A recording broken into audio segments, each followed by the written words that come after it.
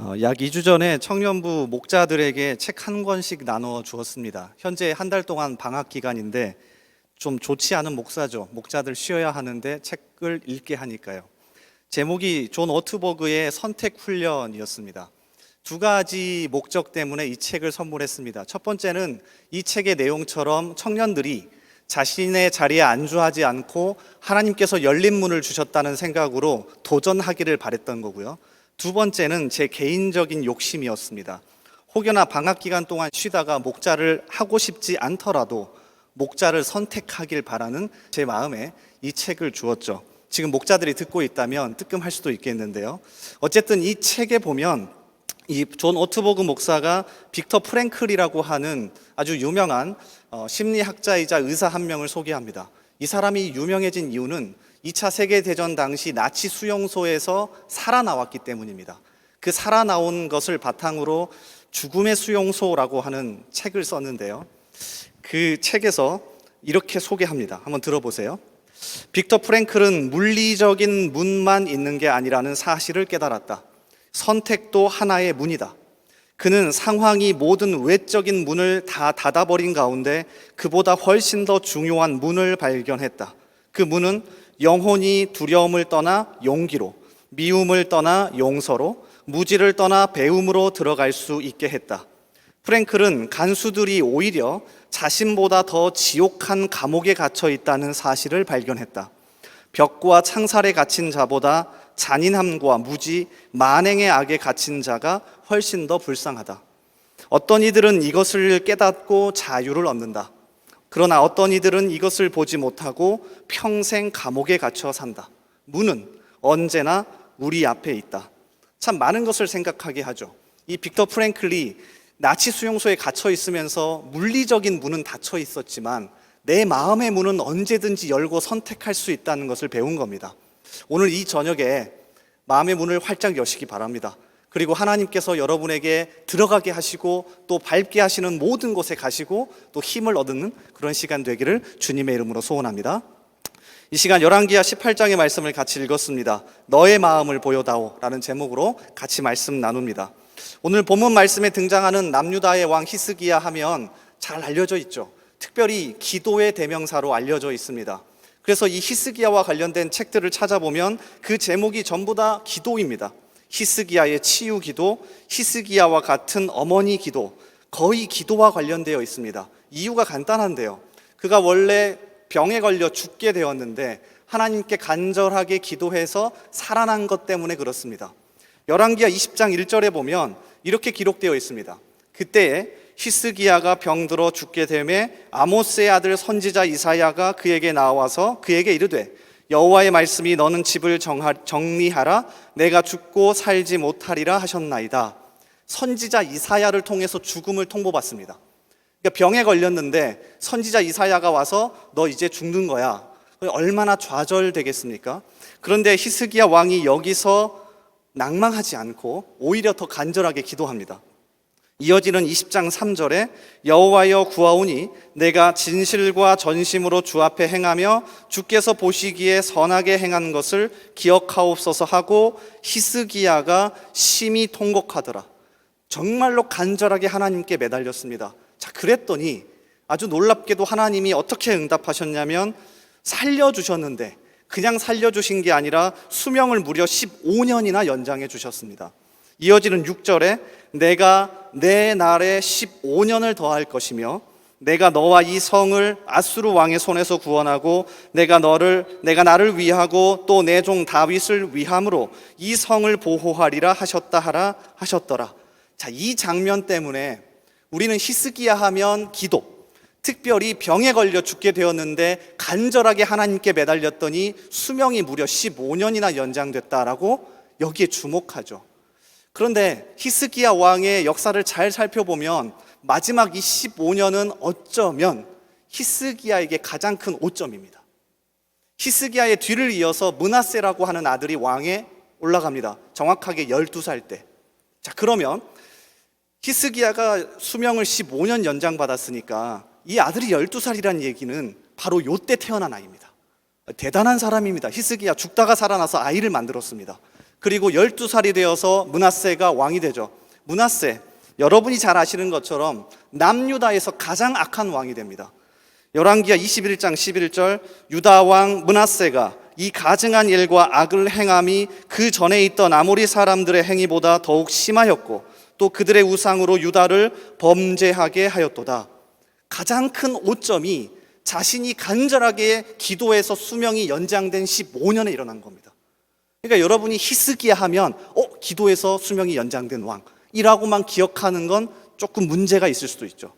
오히려 히스기야의 가장 큰 특징은 그가 기도해서 목숨이 연장된 게 아니라 오늘 우리가 함께 읽은 열왕기하 18장에 나와 있는 그가 왕에 오르자마자 하나님이 평가했던 이 구절입니다. 자, 3절 말씀 같이 한번 읽어보겠습니다.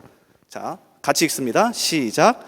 히스기야가 그의 조상 다윗의 모든 행위와 같이 여호와께서 보시기에 정직하게 행하여, 아주 독특한 표현이 나오죠. 그의 조상 다윗의 모든 행위와 같이 여호와께서 보시기에 정직하게 행하여. 이 문구는 남유다의 왕 중에 4명밖에 받지 못했습니다. 자, 히스기야를 제외하고 아사, 요아스, 요시야 그리고 히스기야까지 이 4명이 이 문구의 평가를 받습니다. 자, 대표적으로 아사 왕만 찾아봐도 이렇습니다. 열왕기상 15장 11절에 아사가 그의 조상 다윗같이 여호와 보시기에 정직하게 행하여. 근데 이 문구가 조금 독특한 게 실제로 이 4명의 왕이 처음부터 끝까지 모두 다 정직하게 잘한 건 아닙니다. 잘 못한 부분도 있습니다. 또 말을 바꿔보면 이 4명의 왕을 제외하고 남유다의 나머지 왕들이 다 못했던 것도 아닙니다. 다들 나름대로 장점이 있고 단점이 있었습니다. 자, 그리고 이 문구가 더 문제입니다. 여러분 잘 아시는 것처럼 다윗 역시 완벽한 사람은 아닙니다.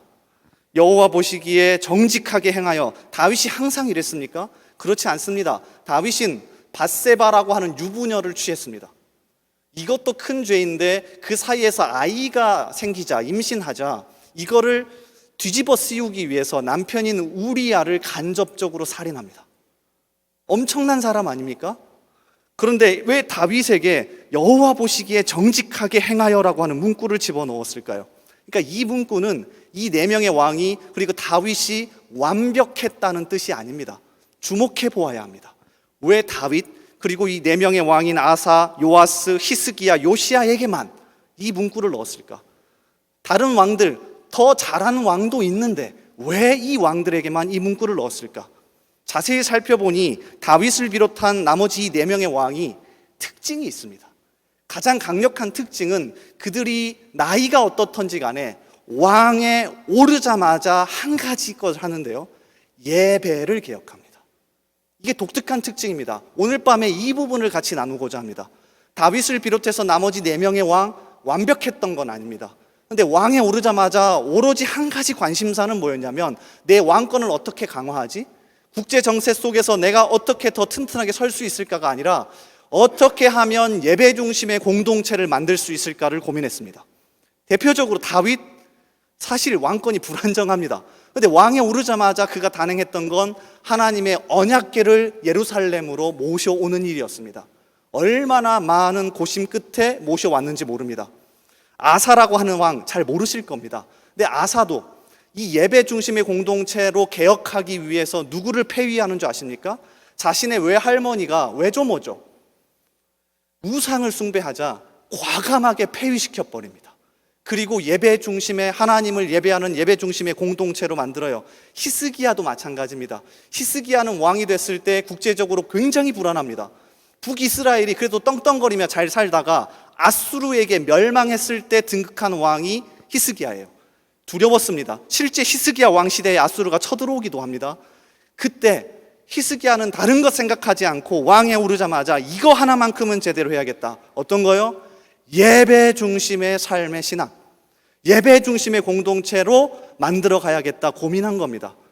이 주제를 선택해서 오늘 밤에 여러분과 같이 말씀을 나눈 이유가 있는데요, 코로나 사태가 길어질수록 더 점검해야 하고 더 다시 한번 돌아봐야 할 주제이기 때문에 그렇습니다. 히스기야 왕이 여유가 있어서 왕에 오르자마자 예배를 개혁한 게 아닙니다. 죽을 것 같았을 겁니다. 나이도 어렸고요, 위에서 아수르가 밀려 내려오는데 아니 군대를 정비해야지 무슨 예배 중심의 공동체입니까? 그러니까 이 부분을 우리가 집중해서 한번 살펴볼 필요가 있습니다. 또한 역사적으로도 살펴봐도 대다수의 많은 종교개혁자들은 목숨 걸고 종교개혁하면서도 가장 먼저 한 건 예배 모범을 만들고 예배를 개혁하는 거였습니다. 여러분 루터 아십니까? 루터는 로마 교황에게 출교 명령을 당합니다. 이 얘기는 단순한 출교 명령이 아닙니다. 당시 유럽은 전체가 로마 가톨릭이었기 때문에 출교당하면 그 사람을 발견했을 때 누구든지 돌로 쳐 죽여도 죄가 되지 않았습니다. 그래서 칼 융커라고 이름을 바꾸면서도 그가 했던 것, 예배 모범이었습니다. 하나님의 말씀이 설교되어야 한다. 예배는 제사가 아니다. 예배는 회중이 구경하는 시간이 아니다. 예배는 자국어로 이루어져야 한다를 외치면서 가는 곳마다 예배 중심의 공동체를 만들기 위해 고민했죠. 여러분 잘 아시는 칼빈, 이 사람은 더 대단하게 예배 모범을 만듭니다. 그가 제네바 교회에서 목회할 때 정확하게 4개의 문서를 만드는데요. 첫 번째, 프랑스 신앙 고백서. 두 번째, 제네바 교회 교리 문답. 세 번째, 제네바 교회 법. 그리고 가장 중요하게 생각했던 게 어떻게 예배하고 우리가 드리는 예배에 어떤 의미가 있는지에 대한 제네바 예배 모범. 아마 잘 모르실 겁니다. 그런데 대다수 목숨 걸고 종교개혁하는 그 사람들도 눈앞에서 칼이 왔다 갔다 거리는데도 어떻게 하면 우리가 예배 공동체를 만들 수 있을까를 고민했습니다. 어쩌면 이게 우리 신앙인들, 그리스도인들에게 있어서 가장 첫 번째 과제 아닙니까? 우리는 그리스도인이 된 순간, 주님의 몸이 된 순간 함께 모여 예배하는 공동체가 됩니다. 그러니까 이거를 여러분이 고민하지 않으시면 계속해서 흔들릴 수밖에 없습니다. 특히 청년들에게 제가 이 부분을 많이 강조합니다. 아마 8주 동안 진행하면서 우리 아이들도 진짜 어려웠을 겁니다. 평소에 30분밖에 설교하지 않던 목사가 갑자기 1시간씩 하니까 아마 미치는 줄 알았을 거예요. 그래도 중요했기 때문에 8주 동안 계속해서 가르쳤습니다. 그리고 오늘 이 밤에 다시금 여러분과 함께 이 히스기야 왕을 살펴보면서 우리의 예배를 돌아보고자 합니다. 히스기야 왕이 왕위에 등극하면서 예배를 개혁하고자 2가지의 세부적인 지침, 2가지의 세부적인 개혁을 단행합니다. 자, 이 2가지를 같이 살펴보면서 도대체 진짜 회복하고 싶었던 게 뭘까? 이 정신을 한번 같이 살펴보겠습니다. 첫 번째는요, 왕에 오르자마자 모세의 노뱀을 부숴버립니다. 4절 말씀 한번 띄워주실래요? 자, 4절에 이렇게 시작해요. 그가 왕에 오르자 아주 쉬운 것부터 하는 것처럼 보입니다. 그가 여러 산당들을 제거하며 주상을 깨트리며 아세라 목상을 찍으며, 자, 이건 어려운 게 아니에요. 왜냐하면 원래 이걸 믿던 사람들이 아니니까, 외부에서 수입했던 것이니까 산당 제거, 주상 깨트리고 아세라 목상 제거 찍는 거 조금 반발할 수는 있어도 아마 대다수가 반발하진 않았을 겁니다. 잘 아십니다. 그거 해야 됩니다. 우리 우상 숭배하면 안 되죠. 그거 없애야 됩니다. 우리 하나님 예배합시다. 그런데 히스기야가 건드리지는 않아야 될 걸 건드립니다. 자, 그 다음 말씀 띄워주실래요? 모세가 만들었던 노뱀을 이스라엘 자손이 이때까지 향하여 분향함으로 그것을 부수고, 건드리지 말아야 할 것을 건드렸습니다. 모세의 노뱀. 이게 뭡니까? 민수기 21장에 보면 모세의 노뱀이 어떤 의미인지 그 배경이 잘 설명되어 있습니다. 민수기 21장 8절 이하에 여호와께서 모세에게 이르시되 불뱀을 만들어 장대 위에 매달아라. 물린 자마다 그것을 보면 살리라. 모세가 노뱀을 만들어 장대 위에 다니 뱀에게 물린 자가 노뱀을 쳐다본 즉 모두 살더라. 모세의 노뱀은 자신의 조상들이 광야에서 하나님을 불신하고 떠나갔을 때 거의 죽어가다가 하나님의 신적인 능력으로 다시 살려주셨음을 상징하는 물건입니다. 제가 연도를 계산해 보니까 모세의 노뱀이 있었던 당시, 그리고 현재 히스기야 왕이 등극한 당시 시간이 800년입니다. 그러니까 히스기야가 왕에 오르자마자 뭘 부숴버린 거냐면 800년 동안 유지했던 전통을 과감하게 부숴버렸습니다. 자, 우리 교회로 따져볼까요? 우리 교회 4, 5주년 되지 않았습니까? 그때부터 있었던 것 부숴버리는 겁니다. 난리가 났을 겁니다. 아니, 그냥 부숴버린 것도 아니고 모세의 노뱀이면 모세는 모세 오경을 그들에게 준 사람, 대단한 선지자이자 대단한 지도자 아닙니까? 그런데 부숴버립니다. 히스기야 왕이 왕에 오르자마자 이것을 단행합니다. 조금 10년이 지난 것도 아니고 20년이 지난 것도 아닙니다. 왕권을 갈고 닳아서 이제 아무도 자기에게 말 못할 때 내가 이거 부수겠다 이렇게 한 것도 아닙니다. 이렇게 보면 히스기야는 왕자로 있었을 때부터, 그러니까 왕에 등극하기 전부터 벼르고 있었음이 분명합니다. 내가 왕이 되면 저건 내가 반드시 부숴버릴 거다. 이유가 뭘까요? 그냥 부숴버리진 않았을 겁니다. 이유가 오늘 4절 뒷부분에 그 힌트, 실마리가 나옵니다. 이렇게 되어 있죠. 그것을 부쉈습니다. 그것을 부수고 뭐라고 불렀습니까? 느후수단이라 일컬었더라. 느후수단, 직역하면 노덩이라는 뜻입니다. 노덩이, 그냥 노스로 만든 물건을 뜻하는 단어가 느후수단입니다. 히스기야가 모세의 노뱀을 부숴버린 다음에 외친 겁니다. 자, 보십시오. 이건 어떤 의미가 있는 게 아니라, 여러분의 마음을 담을 수 있는 게 아니라 그냥 노덩이입니다. 왜 이거를 800년 동안 하나님이 주신 능력이라 생각하고 붙잡고 있습니까? 여러분의 마음 담을 수 없습니다. 아무 의미 없습니다. 하면서 부숴버립니다. 이걸 보면 히스기야가 왕에 오르기 전부터 마음속에 품고 있었던 생각, 당시에 이스라엘 사람들이 너무 의미 없이 하나님 앞에 나아가는구나, 아무런 마음의 동기와 움직임도 없이 그냥 형식적으로 기만하듯이 앉아서 있고, 저거 모세의 노뱀이구나, 와 좋겠다, 저건 하나님의 능력이야, 아무 의미 없이 바라보는 그들의 자세를 과감하게 부숴버린 겁니다. 이 밤에 진짜 여러분 한번 생각해 보셔야 합니다. 진짜 한번 생각해 보셔야 합니다. 오늘 말씀을 준비하면서 재미있는 기사 하나를 읽었는데요, 북한 김정은이라고 하는 사람이 저와 동갑이에요. 그래서 1984년생이거든요. 굉장히 독특하잖아요. 어떻게 저 나이에 정권을 잡을 수 있을까? 그가 정확하게 2011년에 정권을 잡습니다. 그때 김정일이 죽거든요. 그리고 나서 한 3, 4년 사이에 군부 세력, 그러니까 군 세력 넘버 1, 2, 3를 다 죽입니다. 다 숙청해요. 제 이름을 적어봤는데 이영호, 장성택, 현영철 이 3명을 다 죽입니다. 사형을 시킨 다음에 그 죄목을 뭐라고 하냐면 사자성어로 표현했습니다. 양봉음위.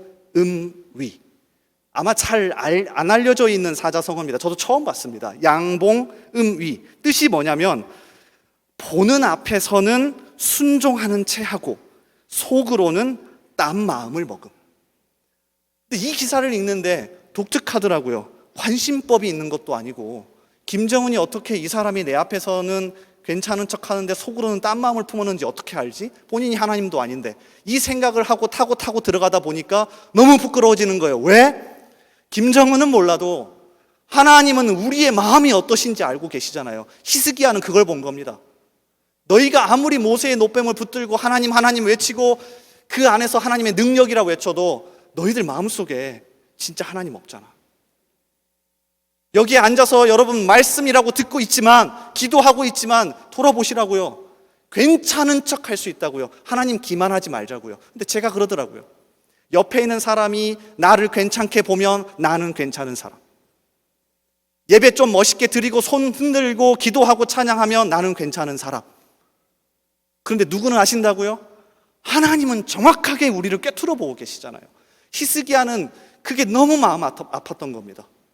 어렸을 때부터 그들이 형식적으로 드리는 예배, 하나님이라고 외치며 찬양도 하고 앞에서 제사를 드리지만 저 사람들 마음이 없는데, 마음의 중심이 없는데 그저 괜찮은 척하는 건데 이걸 꿰뚫어 본 거예요. 무섭더라고요. 만약에 하나님이 김정은이면 어떻게 합니까? 양봉음이 다 죽습니다.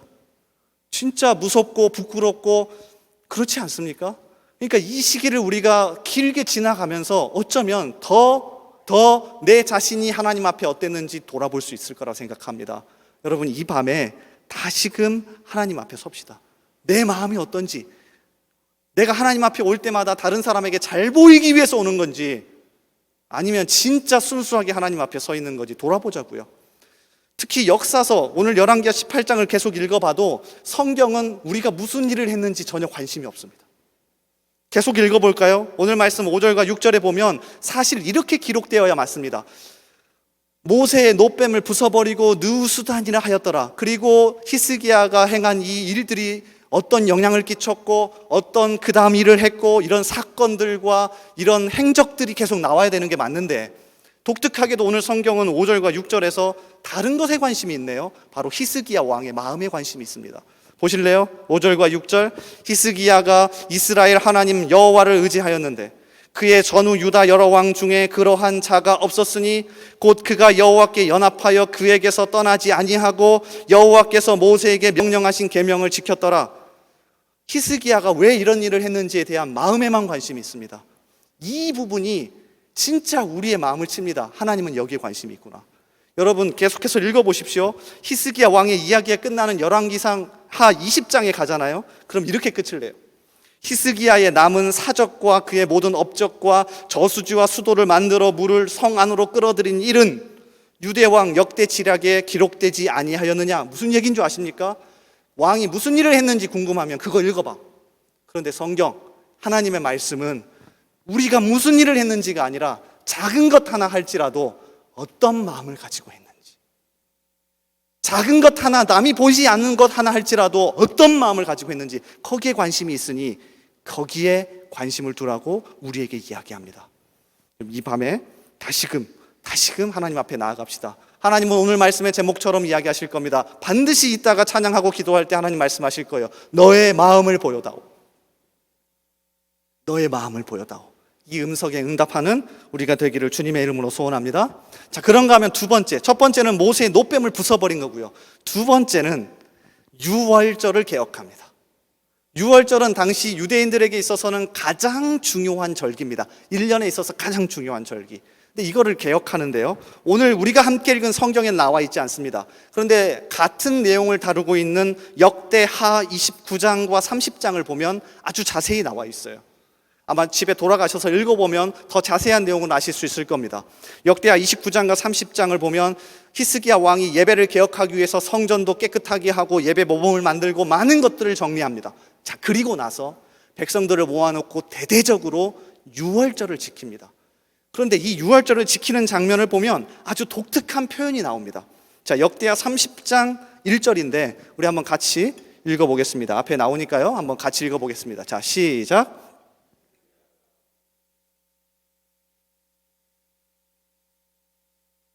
편지를 보내요.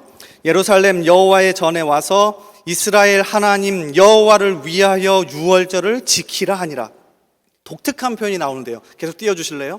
그냥 유월절을 지켰다라고 하면 됩니다. 그리고 대다수 원래 그냥 유월절을 지켰다라고 돼 있어요. 그런데 히스기야가 예배를 개혁하면서 백성들 다 모아놓고 유월절을 제대로 지킵니다. 그러면서 하는 말이 이스라엘 하나님 여호와를 위하여 유월절을 지키라 하니라라고 표현해요. 조금 시기적으로 많이 앞서가긴 하지만 신약 성경, 특별히 요한복음을 보면 왜 이렇게 표현했는지 알 수 있습니다. 요한복음은 예수님이 예루살렘 성전에 특별히 유월절에 3번 간 것을 정확하게 기록합니다. 그래서 우리가 요한복음을 보고 예수님의 공생애가 3년인 것을 추측합니다. 근데 이 3번 유월절을 가실 때마다 요한이 아주 독특하게 예수님이 유월절을 표현한 것을 이렇게 표현합니다. 보세요. 요한복음 2장 13절. 유대인의 유월절이 가까운지라 예수께서 예루살렘으로 올라가셨더니. 자, 그 다음 요한복음 11장 55절도 마찬가지입니다. 유대인의 유월절이 가까움에 많은 사람이 자기를 성결하게 하기 위하여 유월절 전에 시골에서 예루살렘으로 올라갔더니. 유월절에 뭐라고 표현합니까? 유대인의 유월절. 아주 독특한 단어죠. 이 단어를 가지고 스코틀랜드의 저명한 목회자이자 신학자인 윌리엄 바클레이라고 하는 사람, 제가 참 좋아하는데요. 이분이 자신의 대표적인 책 더 마인드 오브 지저스에서 이렇게 표현합니다. 한번 들어보세요. 네로 황제의 치세 기간에 총독으로 있었던 게스티우스는 얼마나 많은 유대인들이 유월절 축제에 참여하고 있는지를 황제에게 알려주기 위해 도살된 양의 숫자를 조사했다. 도살된 양의 수는 25만 6,500마리였다. 유월절에. 유월절 저녁 만찬이 있기 전 오후에 벌어진 성전 뜰의 장면을 상상해보자. 수백 수천 명의 예배자들은 양의 목을 따서 피를 흘리게 된다. 제단까지 늘어선 긴 제사장들의 행렬은 피가 들어있는 그릇을 전달하여 마침내 제단의 받침대에 붓는 역할을 한다. 이것이 이스라엘 사람들이 보던 유월절의 광경이었다. 이것이 예수가 본 유월절 축제의 광경이었다. 유월절 축제는 사람들을 하나님께 좀 더 가까이 데려가기 위한 것이다. 그런데 이처럼 피로 뒤덮인 유월절에 자신들을 위해 자극적으로 이벤트성 절기를 지키는 유월절에 어떻게 그런 신성한 일이 일어날 수 있겠는가? 유대인의 유월절이란 말은 그렇게 사람을 위한 종교적 이벤트였다. 구약의 유월절도 그와 크게 다르지 않았다. 이것을 연구한 윌리엄 바클레이라고 하는 학자의 서술입니다. 그러니까 예수님 당시나 그리고 구약의 여러 왕들 당시나 유월절이 1년 중 가장 중요한 절기이긴 했는데 사람을 위한 절기, 그저 자신들이 먹고 즐기고 그저 기리는 하나의 이벤트성 행사였을 뿐이지 진짜 마음을 담아 하나님께 나아가는 예배가 아니었다는 겁니다.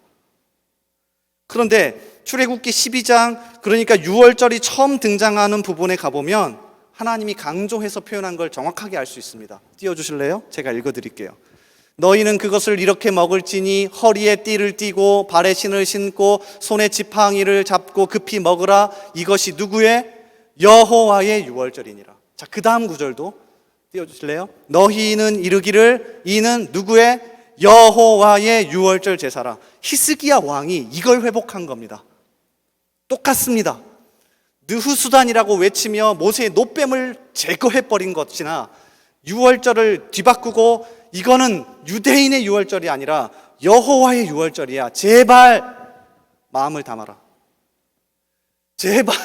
제발 남에게 보여주기 위해서가 아니라 너의 마음을 담아라.